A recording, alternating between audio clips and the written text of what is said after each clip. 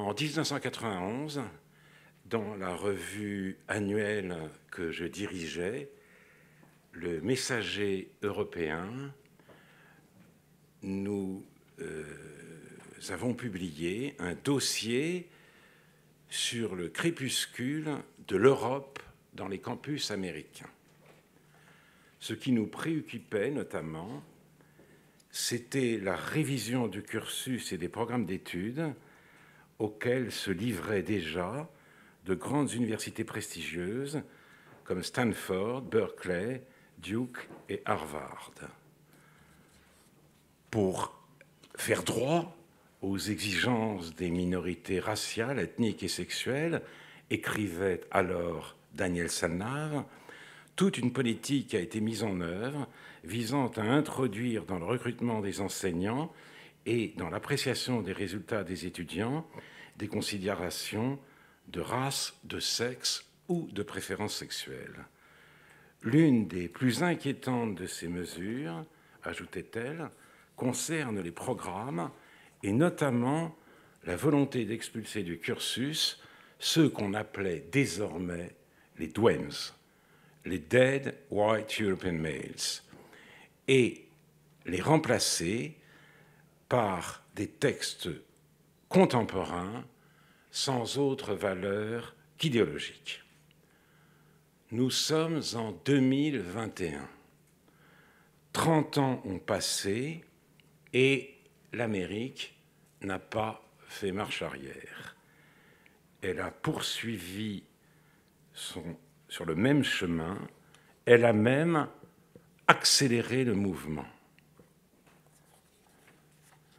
Les studies prolifèrent sur le cadavre des anciennes humanités et substituent vertueusement, impatiemment, les revendications des minorités aux principes séculaires de la recherche. Le genre et la race occupent une place centrale, non seulement dans les universités, mais dans les entreprises, à Hollywood et dans de très nombreux médias. Les politiquement corrects sont devenus des woke, des éveillés à toutes les discriminations, à toutes les injustices.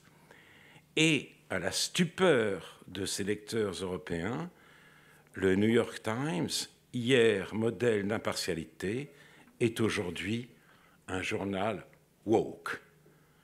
Une Pravda états-unienne, 30 ans après la chute du communisme, voilà une réalité que personne, pas même Tocqueville, n'aurait pu prévoir.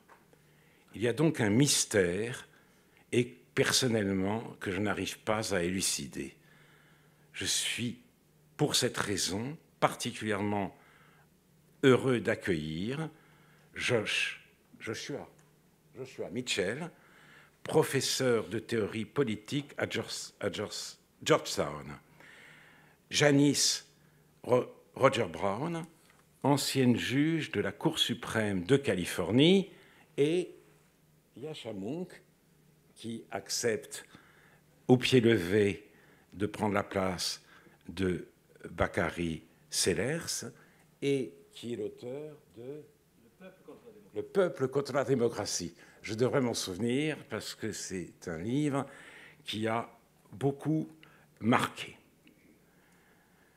Ils nous permettront d'y voir plus clair. Voici donc la question bête et vertigineuse qui me tourmente depuis quelque temps. Qu'est-ce qui se passe? Joshua Mitchell.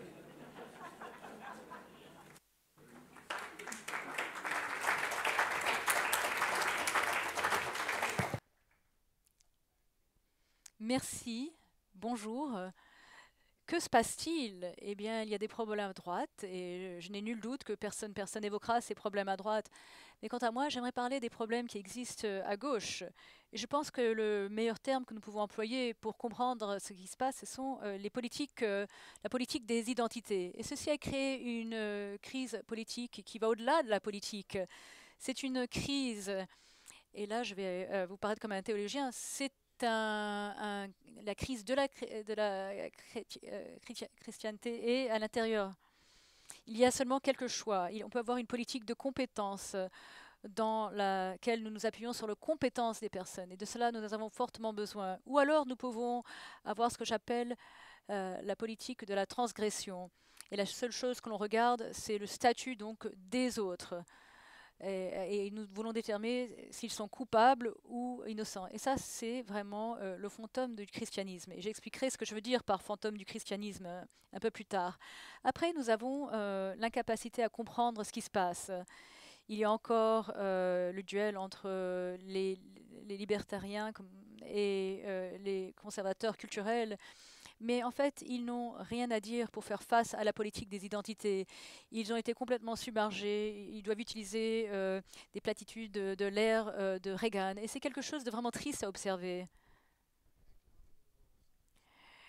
Les libéraux économiques comprennent le concept de la dette. Les conservateurs culturels comprennent que ce que nous devons à nos pères fondateurs. Mais je voudrais expliquer qu'il y a un autre type de dette, car il y a un autre type d'économie. Et la gauche, en fait, comprend cette autre économie.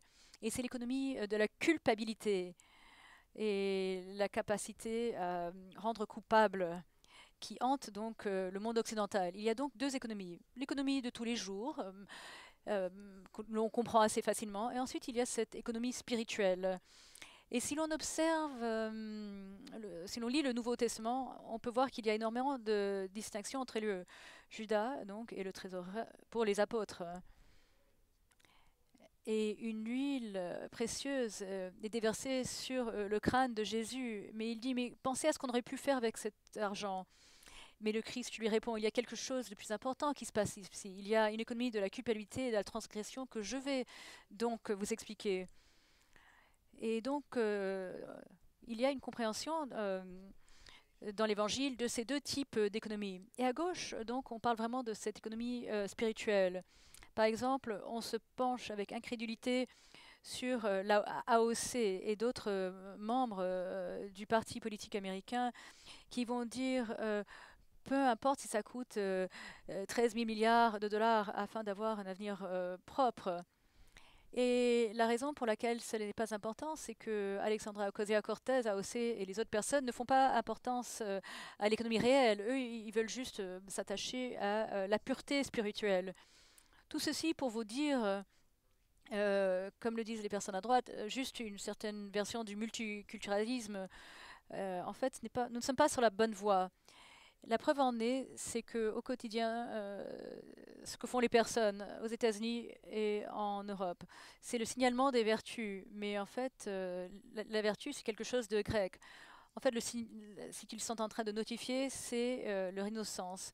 Ils veulent indiquer leur innocence. Et c'est à ce moment-là qu'on sait qu'on travaille au sein d'un cadre biblique. Par exemple, moi, tous les jours, je conduis pour aller me rendre à Washington et je vois des pancartes sur les pelouses des personnes Black Lives Matter. Ou alors je vais à Georgetown et je vois sur la porte d'un bureau, ce bureau est un bureau vert. Qu'est-ce que ça veut dire tout ça? En fait, c'est comme la pécha juive. Et en fait, on dépeint l'innocence de l'agneau sur sa porte. Donc en fait, ce que nous sommes en train de faire, c'est que nous dépensons énormément d'énergie à travers le monde pour essayer de notifier notre innocence, de signaler notre innocence, de démontrer notre innocence. Les entreprises multinationales tentent désespérément de signaler qu'elles ne sont pas coupables. Et j'appelle cela donc la politique des identités. Mais soyons clairs de ce que je veux dire par là. L'identité, cela peut avoir plusieurs sens. Tout d'abord, par exemple, d'où vient-on? Par exemple, mon grand-père vient du Liban. Donc, ça, c'est ma parenté. Mais l'identité représente également autre chose. En fait, c'est la spécification d'une relation, à savoir la relation entre différentes personnes qui sont apparentées, certains purs et d'autres qui sont entachés. Et en fait, pour l'instant, le transgresseur principal, c'est l'homme blanc hétérosexuel. Et c'est pour cela qu'il nous faut avoir une purge de tous leurs textes, car ce groupe est coupable. Et bien sûr, mon propos ici, ce n'est pas de défendre le mâle blanc hétérosexuel ou de défendre des politiques raciales de quelque sorte qu'il soit. Mais il semblerait que le transgresseur principal, celui qui est le bouc émissaire, c'est l'homme blanc hétérosexuel. Mais le problème, ça ne va pas très bien se passer, car lorsqu'on a un bouc émissaire, eh bien, il faut qu'on en trouve un autre. Et l'on voit se profiler cela. Il y a par exemple une personne qu'on appelle Karen, les femmes blanches, les Karen. Ce sont elles les prochains boucs émissaires. Et ça ne va pas s'arrêter là, parce qu'ensuite, ça passera sans doute au mâle noir hétérosexuel. Et en fait, ça passe d'un groupe à l'autre. Il faut que ça continue comme ça. Il faut toujours trouver un nouveau bouc émissaire. Il y a différentes catégories qui sont établies, qui viennent du christianisme. Et pour parler de cela, il faut que je parle de Nietzsche.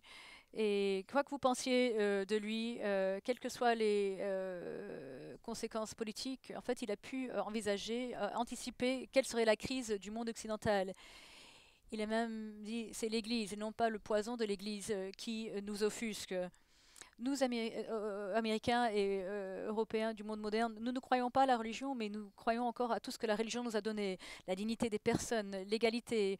À cela, je rajouterai donc les différentes catégories telles que la transgression et l'innocence. Donc Nietzsche pensait que le monde occidental serait en fait pris en étau et ne pourrait pas revenir en arrière.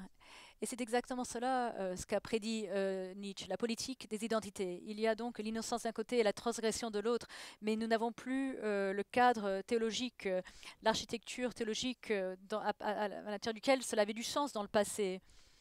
Et je conclurai sur ces paroles.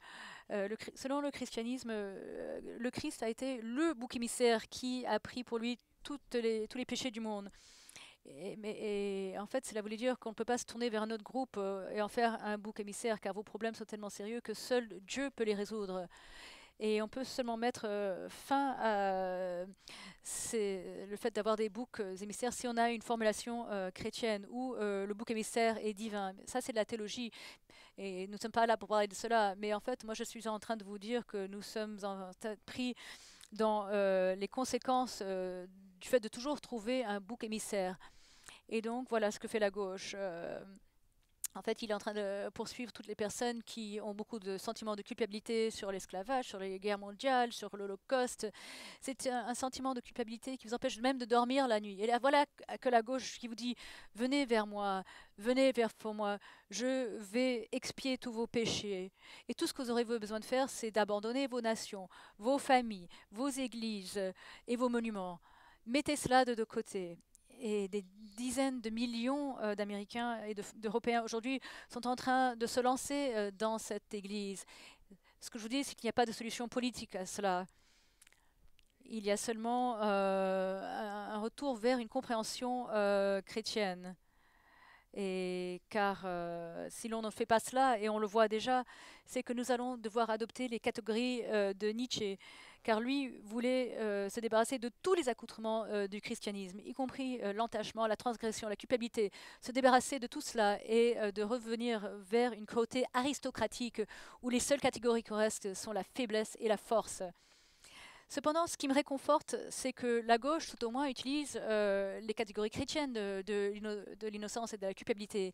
Et si l'on laisse de côté ces catégories, c'est ça qui va me terroriser. Merci beaucoup.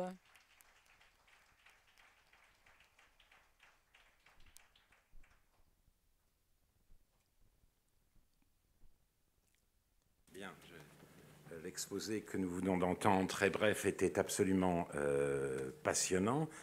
Je voudrais faire deux remarques.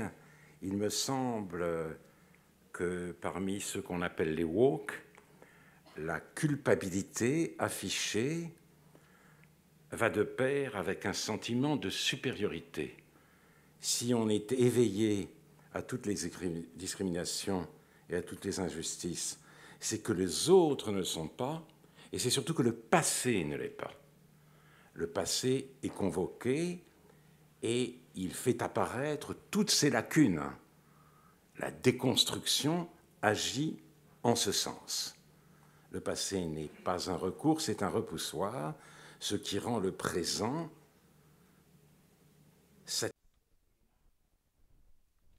et les jeunes, comme ça, woke, peuvent être très narquois. Il me semble que le narquois est un type assez détestable d'être humain.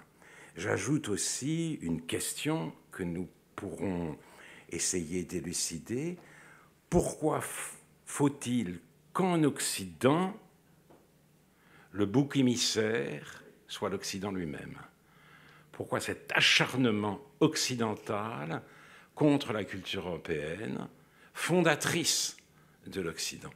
Là encore, je trouve ce phénomène extrêmement mystérieux. Mais je voudrais maintenant passer la parole à Janice Rogers Brown, qui est ancienne juge de la Cour suprême de Californie, comme je l'ai dit tout à l'heure.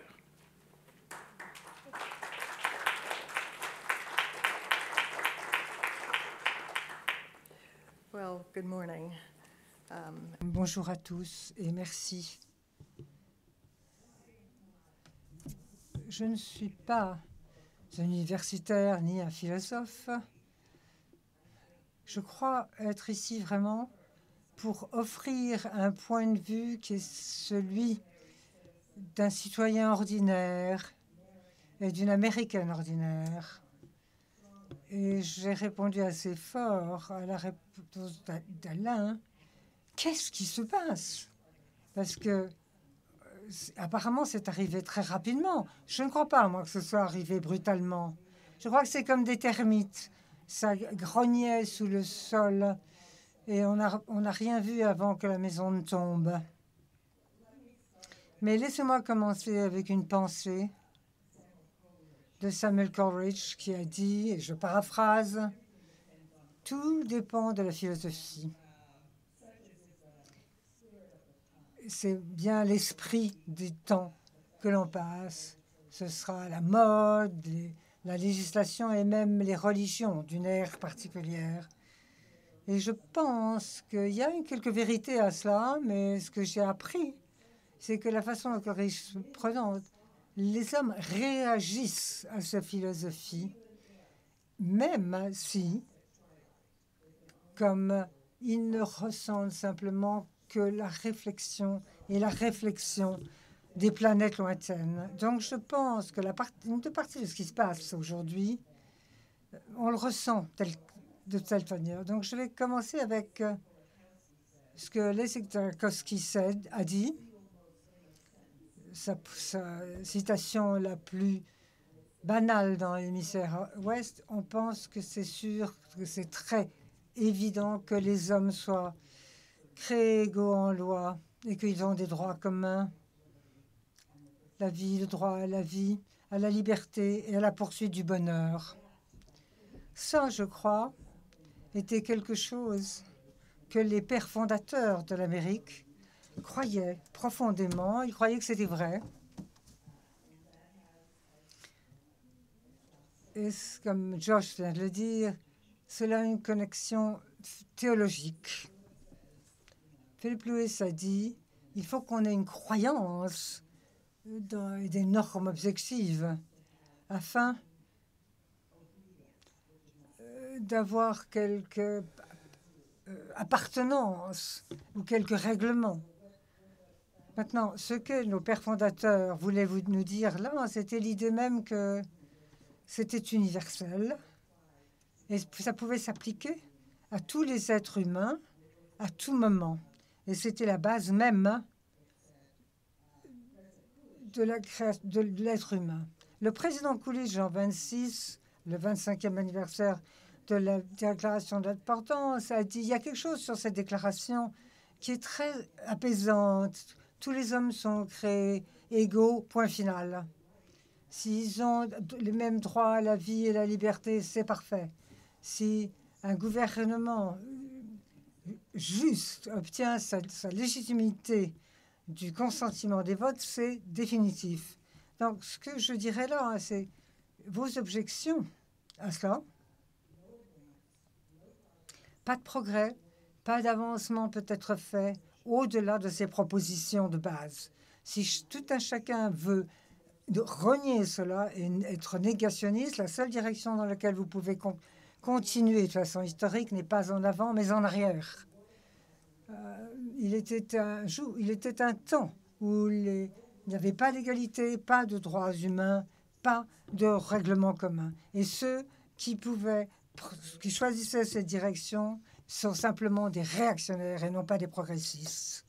Il a dit ça en 1926, mais en 2020, nous avons eu une académie qui a tout à fait renié cela, qui a rejeté cela de bas en haut, tout à fait, a tout jeté par terre, et a dit, et c'est vraiment très étrange, parce que je pense que ce truisme que l'on a mis ici sur le wokeness, cette idée que Richard Brother a dit bien mieux que moi, il a écrit un livre là-dessus d'ailleurs, dans la fin des années 90, la vie est simplement une histoire que nous accepterons tous ensemble, une histoire progressiste dont l'inégalité, la sexualité, la race et le sexe sont améliorés. Il continue.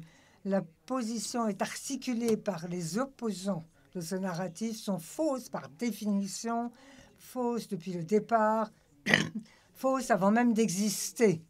Et c'est renier les valeurs de l'académie qui a été dévouée à la vérité, entre guillemets, pour silencer ceux qui sont supposés de parler de problèmes de justice sociale. Le véritable narratif, en conséquence, doit être un contre-pouvoir pour rendre silencieux les autres. C'est vrai que c'est parfaitement subjectif. On ne peut pas appliquer cela à des lois suprêmes qui sont la seule façon d'établir la justice et quelque chose qui est correct dépend du consensus. La qualité doit être constamment questionnée pour assurer la conformité. Donc, c'est ça qui a dégénéré dans la censure et la cancel culture, où les doigts n'ont plus le droit d'exprimer des opinions qui contredisent l'orthodoxie et préfèrent de s'opposer à des narratifs. Est-ce que c'est pas même un acte de violence? Donc, regardez où se trouve la violence. Et pour répondre à ce discours par la violence n'est plus un acte que de défense légitime, de légitime défense. Et c'est exactement ce qui se passe avec nous. C'est bien au centre de cela. Si vous croyez cela, et ça a été défendu par des tas de professeurs dans leurs universitaires. Ben, si vous croyez cela, alors la vie américaine de la liberté de penser et de son importance, de s'exprimer, et son importance, l'Amérique vient alors se transformer où la parole est privilégiée et on peut la contrôler. Et elle devient un endroit où la violence contrôle le discours. C'est l'opposé même de ce que nous pensions être créé avec la Fondation d'Amérique. Et l'opposé de ce que nous pensions, où nous étions tous d'accord sur cela. Mais pas du tout. Pour certains d'entre nous, ces principes n'étaient que des instruments et non pas universels. Et n'avaient pas une suprématie indéracinable. Donc, je pense que lorsque j'ai commencé à voir ce qui se passait en 2020, avec un ratio de l'histoire, où les émeutes, les mises à feu, les endroits qui étaient détruits, et quand j'ai comparé cela à ce qui semble être copié là, le mouvement des droits civils, ces choses m'ont paru stupéfiantes parce que il semblait s'approprier l'autorité morale, quelque chose que l'on peut tous reconnaître. et qui est le royaume de la discrimination, du favoritisme, la difficulté qu'ont eu les Noirs américains est là. Mais elles se sont appropriées dans une façon pour détruire et saper tout ce que le mouvement des droits civils aujourd'hui a tenté si fort de rendre réel. Donc la différence entre dire comme nous sommes ici pour avoir les notes des prémices qui ont été écrites dans la Déclaration de l'indépendance et de la Constitution, parce que nous voulons participer à la société en tant que citoyens, qui est non seulement tous les droits, mais toutes les responsabilités et toutes les possibilités de devenir citoyen de ce pays. Cela a été renversé totalement par des gens qui ont prétendu ce pays est tellement raciste, tellement abominable, et tellement vil de façon irrémédiable qu'il n'y a pas de raison pour tenter de préserver ces principes. Ce que l'on veut, c'est le brûler jusqu'à ce qu'il ne reste plus rien et piétiner ses cendres.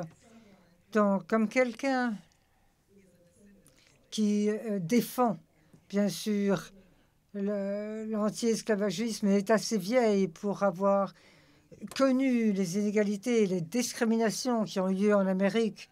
Je croyais qu'il était de mon devoir de dire qu'il y avait une perspective bien différente et qu'il y avait la raison de penser que nos pères fondateurs avaient peut-être raison, peut-être n'étaient pas capables de faire revivre tout ça au moment où ils ont écrit ces mots. Mais ces mots et ces idées, ces mots sont justes. C'est ça la vérité. Et à mon avis, ils capturent bien la réalité de l'émerveillement et de la grandeur de ce qu'a fait le monde occidental, privilégier la tolérance et la liberté. Et les individus et l'espace privé. Et il y a vraiment un aspect théologique à cela, bien sûr, comme on l'a dit auparavant. S'en appeler à Dieu était antérieur aux sociétés civiles. Et c'est de là qu'est venue l'idée de séparer les États, la place pour les gouvernements, la place pour les individus qui n'ont pas accepté à des règles générales et despotiques. Donc je crois que ce sont vraiment les vertus de l'Occident. Moi, en tout cas, je crois qu'elles ont le droit d'être... Il faut y prêter allégeance et les respecter et non pas les piétiner et leur manquer de respect. Je crois qu'il faut se lever en leur défense et je veux les défendre. On peut parler comment et pourquoi, mais c'est ça que je veux faire.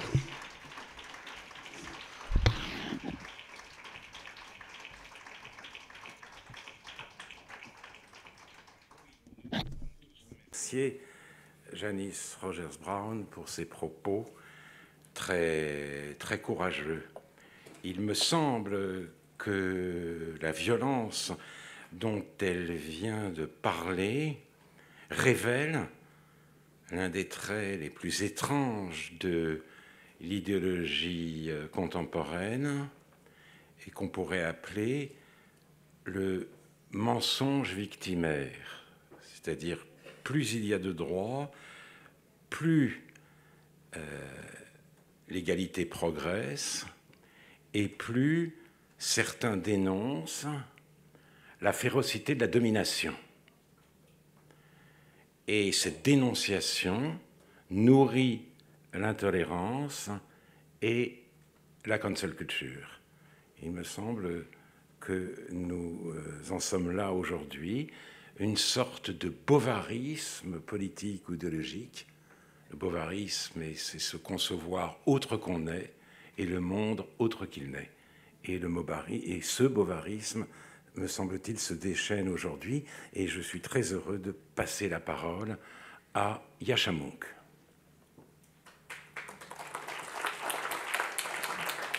Merci beaucoup, Alain. Je crois qu'en France, il y a beaucoup de politologues, beaucoup de sociologues, et on me dit qu'il y a aussi beaucoup de tautologues, des gens qui sont experts de tout et de tous. Alors, peut-être aujourd'hui, en suivant cette invitation spontanée de Laure d'intervenir sur ce panel, moi-même, je vais un peu prétendre d'être un tautologue. Et si ça se passe bien, peut-être un jour, je peux même devenir un philosophe français. Mais heureusement, c'est un thème sur lequel j'ai beaucoup réfléchi dans ma vie. Alors, je ne suis pas vraiment en train de faire le tautologue, mais je m'excuse quand même si mes propos sont peut-être un peu plus spontanés, un peu moins organisés qu'ils le seraient autrement. Et je vais passer en anglais quand même. Je crois qu'en fait, les deux questions qui sont sur la table et que nous essayons d'attaquer ici est quelle est la nature de awakeness dans l'antipolitique? Comment peut-on les comprendre? Quel est au cœur? De quoi s'agit-il? Et l'autre, et pourquoi est-ce que cela se passe? Je vais essayer de répondre à ces deux questions brièvement. On a débattu du fait que les racines de certaines formes de wokeness étaient marxistes ou pas. C'est une question très complexe, évidemment. Certainement, il y a du pour et du contre, mais l'idée est de poser une question moins importante que cela. Il ne s'agit pas d'une histoire intellectuelle ou d'un passé intellectuel. Il s'agit de trouver ce qui connecte ces propositions en ce qui concerne la race, le genre, la religion et d'autres secteurs. Et je pense que là, il y a une similarité structurelle qu'il faut souligner. Donc, la proposition du marxisme central est que le monde, pour être compris, doit être compris comme une claustra et que tout ce qu'on peut épouser pour le World n'est pas la réconciliation, mais pour les classes opprimées, de prendre la victoire sur les classes travailleuses.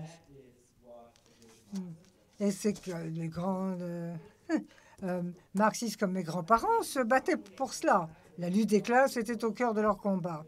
Ce que nous parlons aujourd'hui, c'est qu'il faut prendre certains des schémas similaires et les mettre dans des qualités identitaires, ce qui vous donne une vue générique et mondiale de savoir ce qui se passe aujourd'hui. Ça se passe à travers l'histoire, non seulement aujourd'hui, mais depuis le siècle des Lumières. Nous avons eu une bataille gigantesque entre une identité oppressive et une identité oppressée. Et le meilleur espoir que nous pouvons avoir, ce n'est pas une réconciliation. Ce n'est pas de construire ce que sera le sujet de mon livre suivant, une démocratie libérale dans laquelle nous serons capables de donner à tous les membres une égalité véritable, à tous les membres des groupes identitaires les mêmes capacités de rester dans leur propre groupe ou d'aller au-delà, afin qu'ils ne soient plus définis exclusivement par un groupe identitaire. Ce n'est pas une société qui va vers la réconciliation parce qu'elle a réussi à se débarrasser des égalités. Non, pas du tout. C'est comme le vieux modèle où on tente tous dans la continuation du conflit qui finalement, pour les classes qui vont finalement gagner. Et je pense que la nature, la conception de cela, la nature zéro, ce qui est le plus horrible dans ce moment, est expliquée de façon très étrange par un pessimisme général. Que l'idée que le mieux qu'on puisse espérer n'est pas une résolution de conflit, il y aura un tour de conflit, pas un compromis où chacun puisse être raisonnablement satisfait, non. C'est une aversion de toute structure qui soit oppressive et dans laquelle nous pouvons enfin asservir l'ancien oppresseur. Et cela explique sans doute la faveur culturelle de cette ère. Et c'est ce qu'on voit sur Twitter ou autres réseaux sociaux. Donc c'est ça que j'essaye de vous expliquer comme étant au cœur même de cette idéologie. La question qu'Alain a soulevée sur les causes de ce moment est plus complexe. Je pense que au moins il y a 3 ou 4 raisons, et je vais tenter de les lister. La première raison est la montée des médias sociaux. Ça, c'est manifeste. Pour très longtemps, on a eu une structure des médias dans laquelle il y avait des gens qui conservaient l'histoire telle qu'elle était avec des dates, mais quelquefois marginalisées, où les gens disaient oui, c'est bon aussi d'écouter des choses, mais ce que ça a fait, c'est que ça a créé une forme d'unité. Il n'y avait pas la capacité technique pour parler à tout îlot identitaire, tout îlot dépositaire de valeurs. Alors, ce à quoi nous assistons aujourd'hui, c'est la capacité des uns et des autres de retrouver ces niches pour se radicaliser mutuellement, à droite, à gauche, on le voit, ou même sur le terrain qui ne sont pas forcément politiques. Les réactionnaires catholiques aux États-Unis, des végaliens, des végétariens, des gens qui sont amateurs de jeux vidéo et qui vont former des meutes pour s'attaquer mutuellement. Alors cela, me semble-t-il, a placé sur le devant de la scène ces questions identitaires pour inciter les uns les autres de se retrancher plutôt que de tendre la main et combler l'écart. Et ce qui a facilité, à mes yeux, la montée de ces enjeux identitaires et de prendre la main sur les institutions américaines, c'est une réaction face aux extrêmes. Donc, sur les campus, bon, il y a quelques facultés pour prendre la main sur Princeton et Yale, ce qui a permis à cette tendance de prendre la main dans quelques années sur ces différentes institutions, et ce qui a rendu difficile aux entreprises de garder tout cela aux portes, c'est Donald Trump et ceux qui en découlent dans les esprits et dans les cœurs des gens. À un moment donné, si quelqu'un ne jouit pas de la popularité idoine, il s'attaque à quelque chose, mais on peut pas. Mais il a peut-être une position fondée, mais on peut pas se retourner contre lui ou même le justifier parce que il fait l'objet de critiques. Alors il y a une théorie raciale sur les territoires américains qui rend difficile de comprendre les enjeux de race aux États-Unis et rend impossible le travail des professeurs dans les grandes universités de formuler des critiques de ce qui se voit dans le domaine public. Et ce qui explique la dynamique à l'œuvre qui permet à ce que certaines problématiques prennent la main et exercent une emprise sur le domaine public. Alors, autre élément. Il faut quand même formuler à soi-même quelques critiques. Alors, d'aucuns cherchent à ne pas s'autocritiquer, mais il y a deux échecs au sein des élites politiques américaines qui a permis au wokisme d'exercer un ascendant sur nos institutions depuis quelques années. Alors, un échec de défendre nos principes. Et il y a aussi le sentiment que les uns et les autres vont se tourner vers la voie classique, si je puis dire.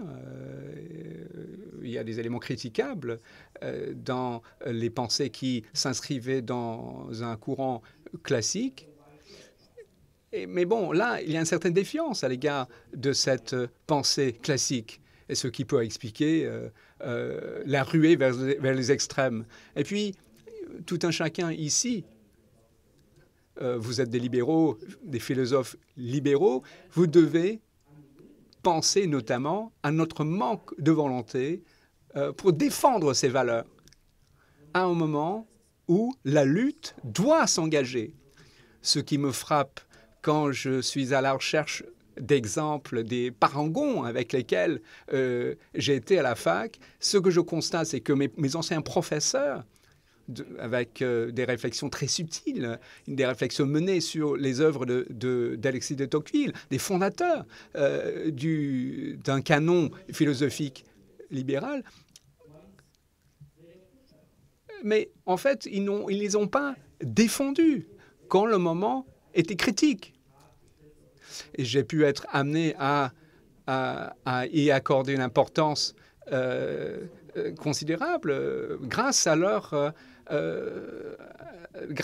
position. Mais en fait, les élites américaines n'ont pas souhaité défendre ces positions. Alors, parce qu'ils craignaient des retours de bâton économiques, ils voulaient financer les études de leurs enfants. C'est une lâcheté que nous pouvons voir dans les chasses aux sorcières qui jalonnent l'histoire humaine. Bon, ça s'explique par ça, certainement. Mais notre explication repose sur une certaine volonté ramollie, qui ne comprennent pas les enjeux. Ils ne comprennent pas aussi de façon aussi limpide qu'ils le devraient. Alors, d'une certaine façon, des sentiments visant à défendre les démocraties renaissent. On voit que les démocraties sont en péril. Alors, j'espère que l'année passée et l'année prochaine vont être source de renaissance de la démocratie libérale aux États-Unis, quand ils voient ce qui se passe dans les écoles et dans les entreprises, où la liberté d'expression sont écartées définitivement. Alors j'espère que nous allons voir une renaissance de ces valeurs libérales. Mais, alors il y a des aspects périlleux dans ce discours qui apprend la main. Et si nous voulons vraiment s'inscrire en faux, eh bien, les grands ténors dans la défense des principes libéraux, ils doivent s'armer de courage pour aller les défendre. Merci.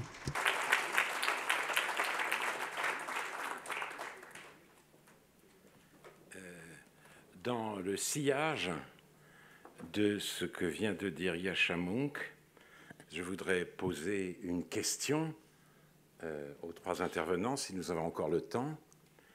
Le wokisme dont nous avons parlé est-il, selon eux, une fièvre passagère ou un mouvement durable voué à s'installer et même à s'institutionnaliser? Y a-t-il, peut-on identifier d'ores et déjà des contrefeux à l'université, mais aussi dans la presse? Pari Weiss devait être parmi nous, elle n'a pas pu venir, c'est regrettable. Pari Weiss, c'est cette journaliste du New York Times qui est partie découragée par le sectarisme qui sévit et par la méfiance aussi, voire le harcèlement dont elle était l'objet, notamment à cause de la place que la question juive occupe dans sa sensibilité et dans sa réflexion.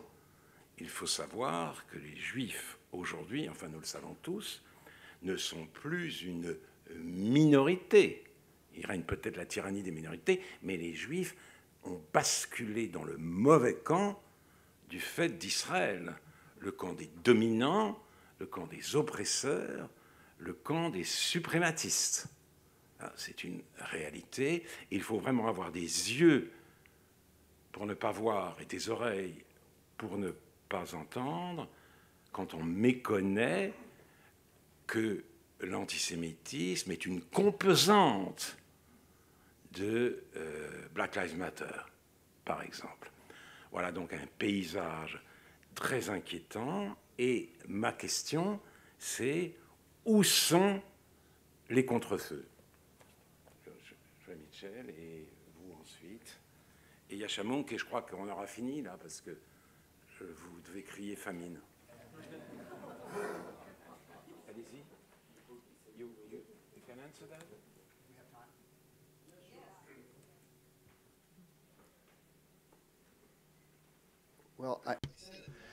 Alors, j'ai dit d'entrée de jeu, dans mon propos liminaire, j'ai pu indiquer que deux choix s'offrent à nous.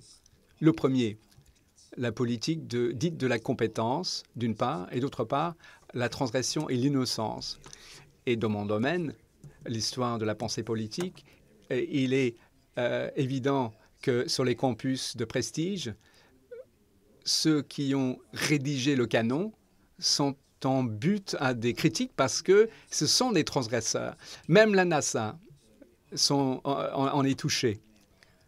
Donc, nous avons Apollon, mais nous avons aussi Artemis, qui veulent investir des milliards de dollars pour araser les inégalités, pour permettre à ce qu'une femme soit la prochaine personne à fouler la Lune. Et toutes les institutions tendent vers ce but. Alors, je vais vous expliquer, pour faire revenir la question du marxisme, juste un instant. Alors, la question se pose de savoir pourquoi le marxisme n'a pas pu entrer sur le territoire américain. Alors, les conservateurs vont parler de la marche lente des institutions. Ils vont invoquer Gramsci. Les politiques identitaires, c'est un autre ingrédient du projet Gramsci pour entrer dans les institutions. Mais Gramsci n'a pas pris aux États-Unis parce que la catégorie marxiste, c'est la classe. Hein? C'est la question des classes. Et on le voit chez Alexis de Tocqueville. Il voit venir. C'est le premier qui en parle. Donc, les catégories culturelles ne s'ajusteraient pas au territoire américain. Donc, en fait, le marxisme aurait besoin de cette progression incrémentale.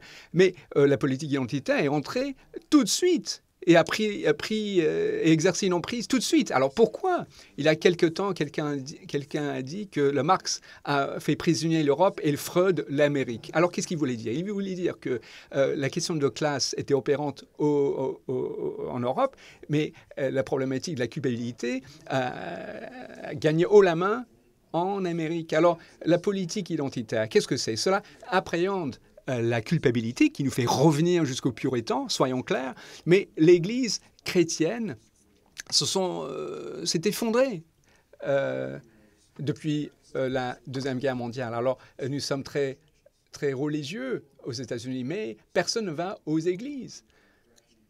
La transgression et la culpabilité s'opèrent non pas à l'Église, mais dans les têtes. Donc, c'est la raison pour laquelle cela explique la dynamique à l'œuvre dans l'âme américaine, la culpabilité. Donc, pour moi, c'est avant tout une crise religieuse, ce à quoi nous assistons.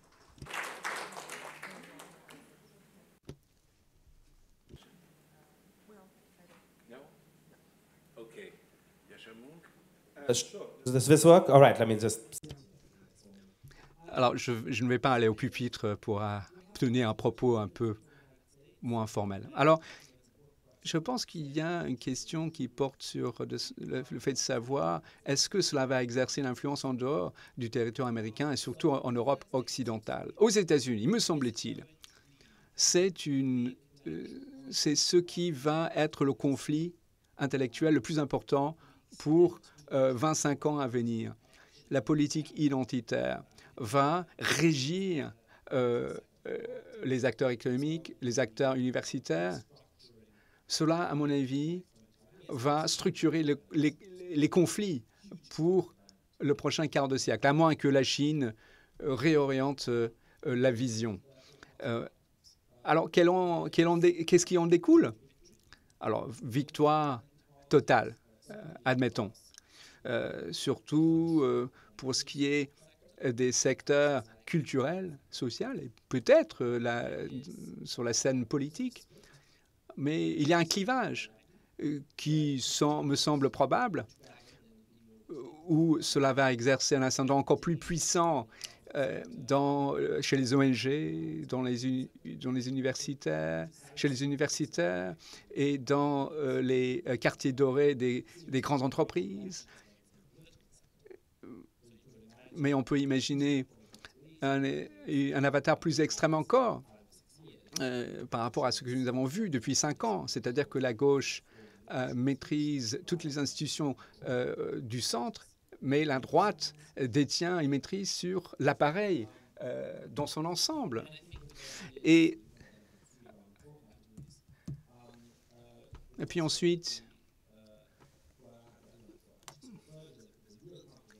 une réaction culturelle contre, donc une riposte, une phase de riposte où la grande majorité des Américains qui n'aiment pas ça, ils vont se mobiliser, ils vont se structurer dans une riposte. Mais Donald Trump et ses successeurs intellectuels pourraient en user pour reprendre le pouvoir. Et puis encore, là où j'accroche tous mes espoirs d'ailleurs, ça va lutter contre les injustices qui vont continuer à exister, mais sans renoncer aux principes inhérents au libéralisme philosophique, aux principes libéraux, pour inspirer une défense de ce qui est constitutif de l'Amérique et plus vastement les valeurs de civilisation véhiculées par les Américains. Hein? Bon, c'est peu probable, mais bon, je lutte pour, et j'espère que certains d'entre vous vont s'engager dans cette lutte-là. Alors j'en viens à l'impact sur l'Allemagne, la France, ou plus vastement sur le territoire européen. Alors, je ne sais pas, il y a deux discours principaux éventuellement. D'abord, la formule très simple, la culture occidentale, c'est la culture américaine plus 5 ans. C'est souvent le cas. Hein. Et cela rentre dans les médias franco-allemands. Je l'ai vu il y a 5 ans d'ailleurs. Et tout cela rentre carrément en France. Quelque chose qui était marginal aux États-Unis, finalement a été impossible d'arrêter. Bon, on l'a vu aux États-Unis et cela peut se produire en Allemagne ou en France ou ailleurs en Europe. Alors, il y a un autre modèle. Cela rapproche le discours tenu à l'instant par Josh. Si cela monte, c'est en fonction d'une réflexion puritane qui prête le flanc à la chasse aux sorcières, animée par une démarche religieuse. Et maintenant, c'est une démarche quasi religieuse, mais peut-être que c'est une bonne nouvelle pour la France, somme toute, parce que la France est davantage catholique qu'on ne veut communément le prétendre. Vous avez d'autres modalités de gestion de la culpabilité, à la différence des Américains. Vous avez connu un certain nombre de révolutions. Alexis de Tocqueville s'en est saisi, me semble-t-il, de cette question. Mais ce n'est pas les mêmes formes de réaction culturelle pour purifier, pour opérer une purge à la différence des États-Unis. Donc, bon, je ne sais pas quel discours il faut croire, ou peut-être que ces deux discours vont s'opérer et nous allons insister à une influence forte provenant des États-Unis qui rentrera en conflit avec les préconditions culturelles moins extrêmes véhiculées par la politique identitaire. Alors, je ne sais pas ce que ça donnera en France d'ici 20 ans, mais bon, nous serons encore là pour le savoir. Bien. Nous arrivons donc au terme de cette table ronde. Je dirais pour finir que la fièvre dont nous avons parlé touche aujourd'hui aussi la France et l'Europe. C'est une espèce de pandémie. Et je voudrais conclure cette première table ronde par Tocqueville. Celui-ci ne pouvait certes pas prévoir ce qui se passe, il me semble pourtant qu'il nous aide à le penser. Pour Tocqueville, en effet, la démocratie est à la fois une conversation dont il se réjouit et un mouvement, un processus qui lui inspire une espèce de terreur religieuse. Il y a la démocratie au sens politique, de délibération des citoyens, et il y a le sens historique, un processus, dit Tocqueville, d'égalisation continue des conditions, dont il dit d'ailleurs qu'il faut savoir le modérer. Il me semble qu'aujourd'hui, ce sont des gens qui se considèrent comme les cavaliers du processus qui envahissent la scène. Ils pensent, ils ont le sentiment d'incarner la démocratie en allant vers toujours plus d'égalité et toujours plus de liberté. C'est ainsi, je crois, qu'on doit concevoir l'importance prise par les trans. Les transsexuels, ce ne sont plus des exceptions, ce sont des exemples, ce sont l'avant-garde d'une humanité qui réduit la part non choisie de l'existence et qui soumet le donné à la volonté. Liberté ultime. Mais effectivement, quand ce sont les cavaliers du processus qui occupent la scène, alors il n'y a pas de place pour la conversation. Il n'y a que des vivants de plein droit d'un côté et des scandales vivants de l'autre. Et les scandales vivants, il faut les annuler. Donc je crois que cette réalité nous révèle les potentialités totalitaires de la démocratie elle-même quand elle ne se conçoit plus que comme processus. Voilà ce que je voulais dire pour finir et je vous remercie de votre attention. Bon appétit.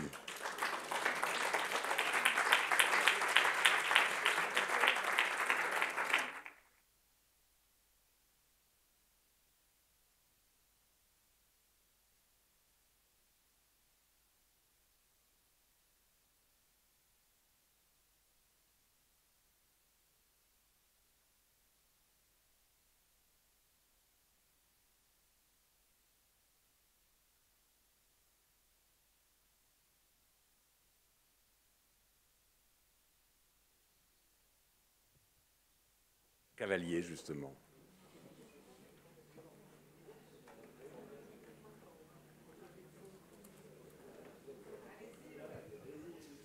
Good afternoon. Bon après-midi, je m'appelle Martin, je viens de Hollande. Je pense que ma question est extrêmement compliquée et je pense que tout le monde a très faim. Je vais donc la poser et on pourra voir. Donc, il y a un climat, il faut parler du climat, il faut parler de la discussion sur le climat. Et ceci a également une influence politique. Donc, selon vous, cette question sur la wokitude, est-ce qu'elle peut être intégrée au débat sur le climat? Je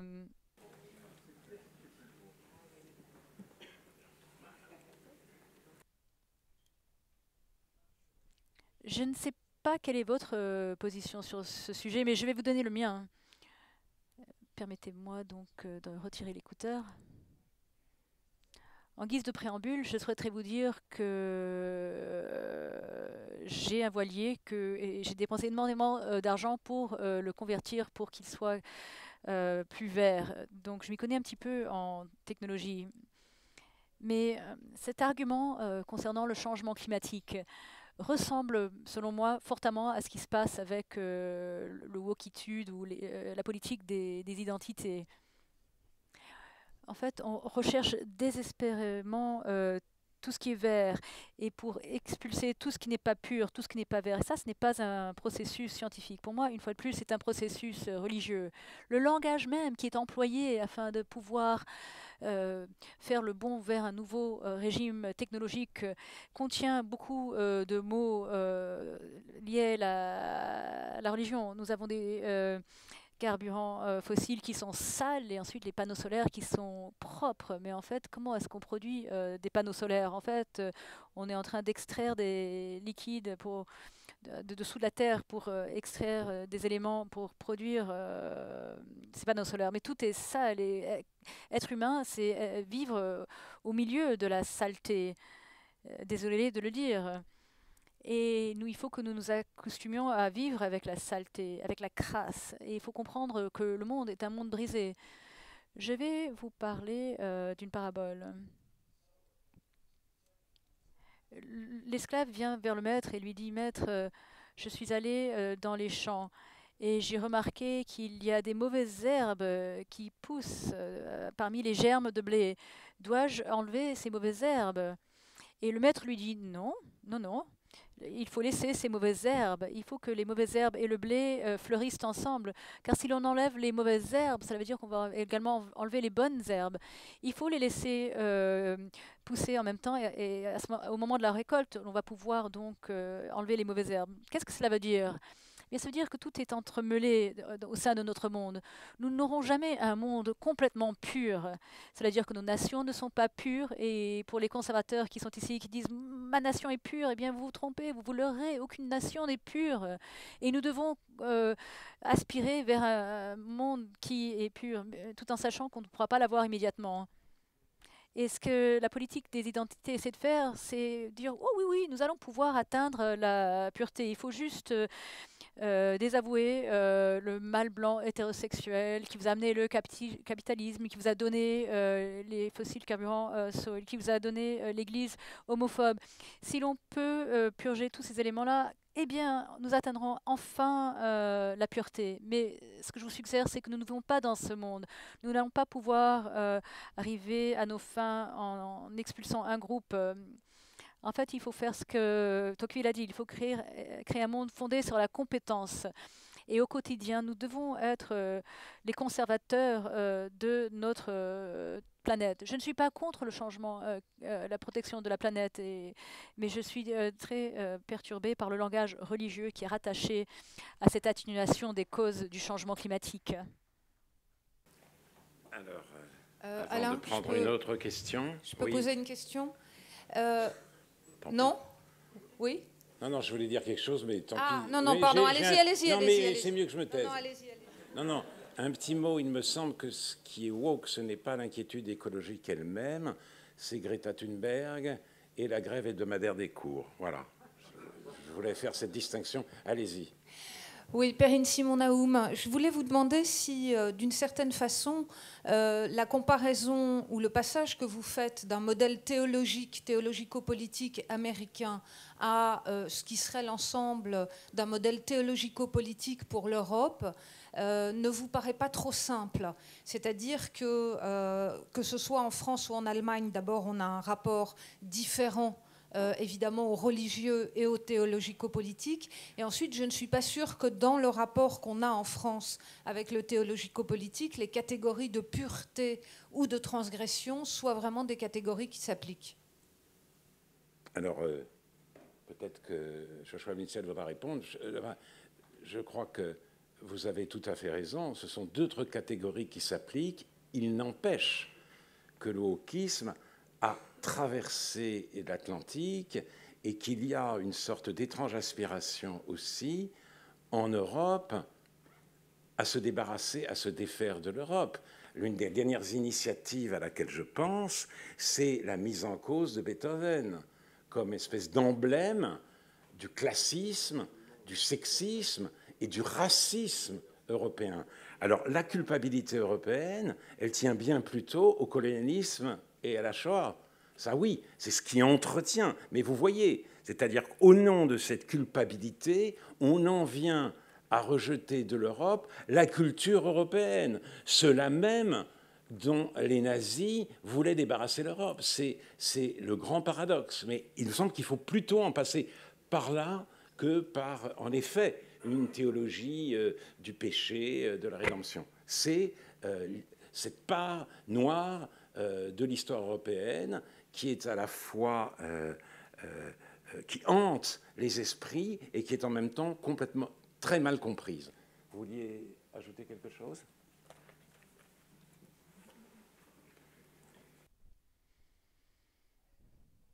Je n'ai pas du tout la certitude de ce que je dis va se produire. Ce que je suis en train de suggérer, c'est que nous sommes en train de faire l'expérience d'une crise qui a été comprise par Nietzsche. Il a prédit qu'il y aurait une époque dans le monde occidental où ces différentes catégories religieuses resteraient en place. Ces catégories qui ont été inventées de toutes pièces par la religion, mais que par contre, il n'y aurait plus de mécanisme en place pour les corriger, pour les comprendre. Je vais le répéter une troisième fois. Deux choix se posent à nous. Soit nous pouvons avoir la politique de la compétence, ou nous pouvons avoir la politique de l'innocence et de la transgression. Et si nous choisissons la deuxième option, eh bien, il y a une seule voie à suivre, et c'est qu'il faut effacer la civilisation occidentale. C'est le seul chemin. Et je vais vous donner un autre petit rappel. Tocqueville a dit qu'il était un nouveau type de libéral. Et en fait, il a perdu la foi. C'est un homme qui a perdu la foi. Peter Lawler, académie universitaire de Tocqueville, a dit que Tocqueville ne croyant pas en Dieu, mais que ce que pensait Dieu de cela lui importait beaucoup.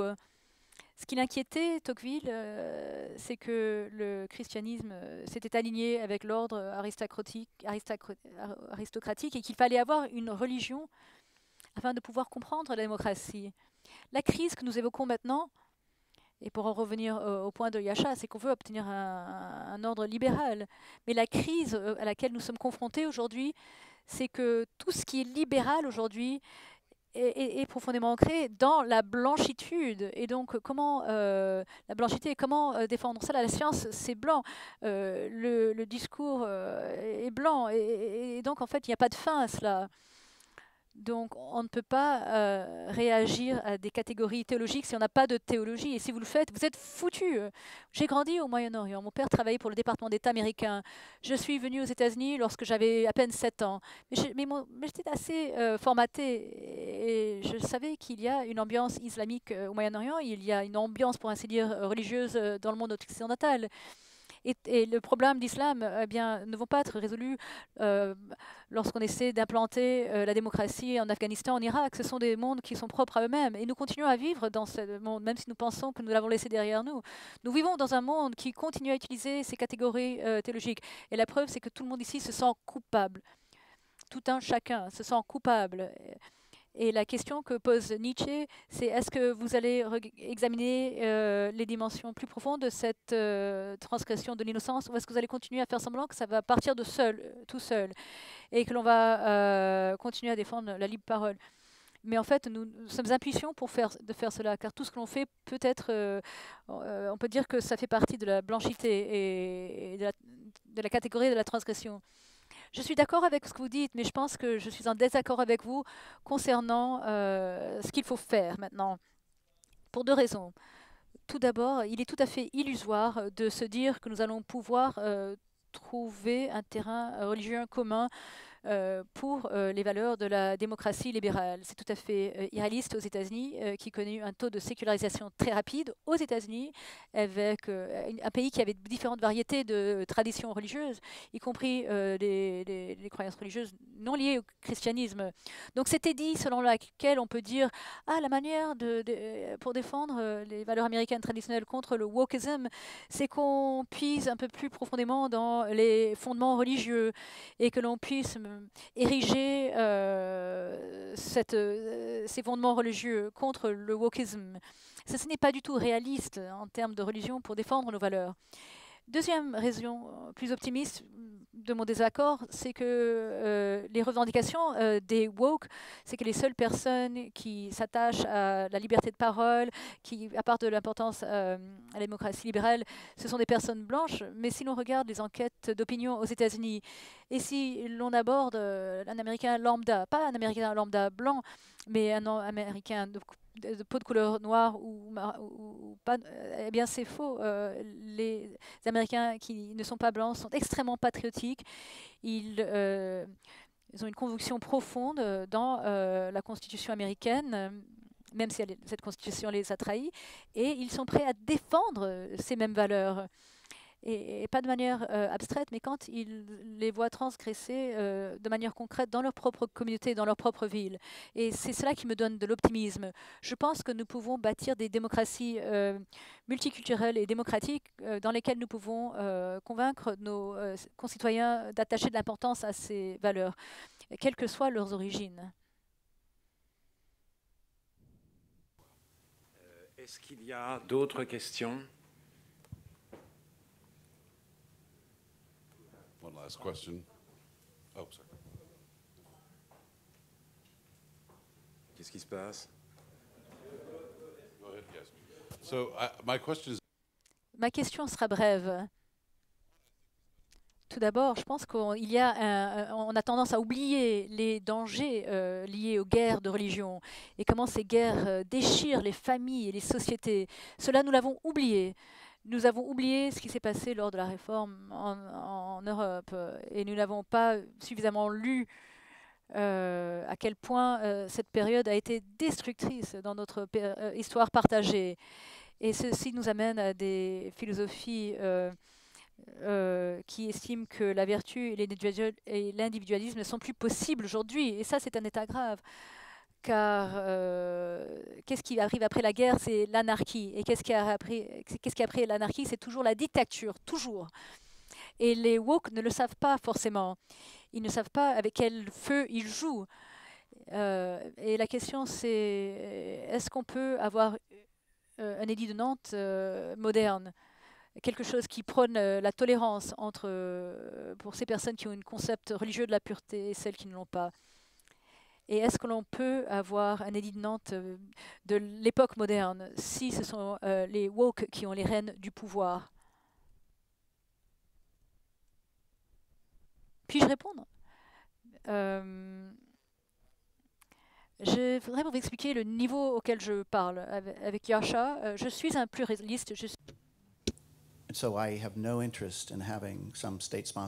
Je suis pluraliste libéral et donc je ne m'intéresse pas à une religion d'État. Et en fait, ce que je partage avec vous, ce sont mes réflexions concernant la profondeur psychologique de ce problème. Moi, je m'inquiète de ce qui se passe à l'intérieur de nos têtes, de vos têtes, de ma tête. Et ce qui me trouble profondément, c'est ce qu'a dit Nietzsche. C'est le fait que l'Europe et le monde occidental allaient traverser une phase au cours de laquelle tous les accoutrements du christianisme allaient exister, mais sans l'architecture du christianisme. Donc tous ces sentiments de culpabilité, la quête pour la pureté, la quête pour l'innocence, elle existe toujours. Mais nous n'avons pas la voie religieuse, l'architecte religieuse pour nous orienter. Et c'est pour cela que le wokisme est si puissant. Ceci démontre fortement que nous ne vivons pas dans une ère séculaire. Nous vivons dans un moment religieux, mais sans Dieu, un moment d'éveil sans Dieu et sans pardon. Nous vivons une époque extrêmement religieuse, comme nous ne l'avons pas connue depuis très longtemps, mais la religion peut prendre d'autres formes que le simple fait d'aller à l'école, à l'église. Et ce que je vous suggère, c'est que nous sommes tous en quête de pureté. Par exemple, lorsqu'il y a les pancartes avec Black Lives Matter sur les pelouses des personnes à Washington, c'est parce que les personnes recherchent à expier leurs péchés, ils recherchent le pardon. Et que je vous le dise clairement, je travaille avec Bob Woodson. Pour moi, la race, les questions raciales ont beaucoup d'importance. Si je critique Black Lives Matter, ce n'est pas parce que je pense que la race n'a pas une position importante aux États-Unis. Cette question est très importante, mais je pense qu'il est tout à fait impuissant de mettre des pancartes devant sa maison pour dire « Oh, ne m'effacez pas, parce que moi, je suis innocent ». Et toute cette signalisation d'innocence de la culture woke, ce n'est pas la bonne voie à prendre. Car le problème de la culpabilité, c'est quelque chose qui va beaucoup plus loin que tout arrangement politique. En fait, c'est une crise théologique. Je ne suis pas en train de dire qu'il faut avoir un État avec une religion. Je ne suis en train de vous dire où sommes-nous nous-mêmes, à l'intérieur de notre tête et à l'intérieur de nos cœurs, car nous ne savons pas comment gérer cette culpabilité. Elle nous hante.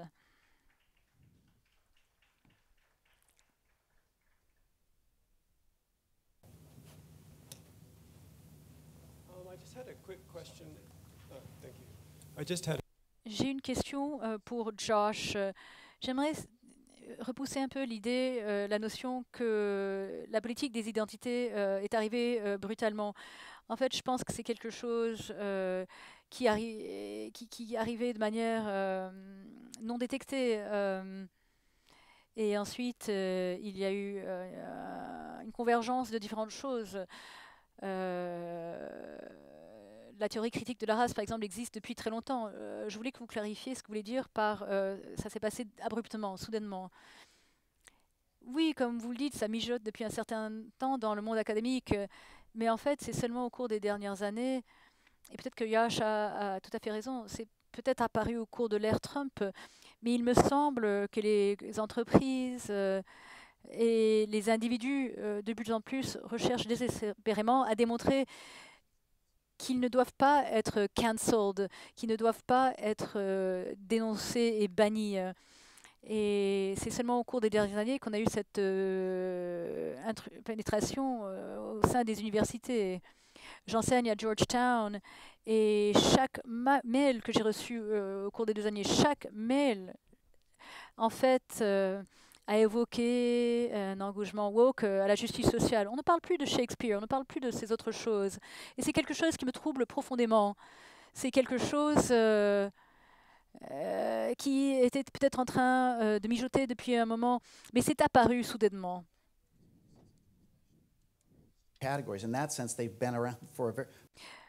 Donc ce sont... Ça fait 3000 ans que ça dure. On n'a pas véritablement les moyens de traiter ça.